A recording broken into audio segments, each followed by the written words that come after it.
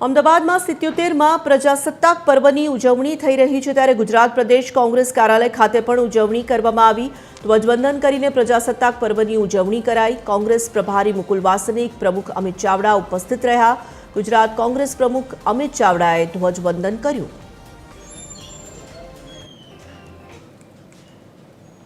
महात्मा गांधी, पंडित जवाहरलाल नेहरू, सरदार साहेब, मौलाना आजाद, बाबा साहेब आंबेडकर बधाए साथे मळीने जे स्वप्न जोयुं के बंधारणे आपणे जे त्रण महत्वपूर्ण अधिकारो आप्या, स्वतंत्रता, समानता ने बंधुता, विविधतामां एकतानो आ भारत देश वर्षोथी आ मूल्योना जतन माटे अनेक लोकोए संघर्ष कर्यो, मेहनत कर्यो, बलिदानो आप्या અને આ લોકશાહીના બંધારણને જાળવી રાખ્યું છે।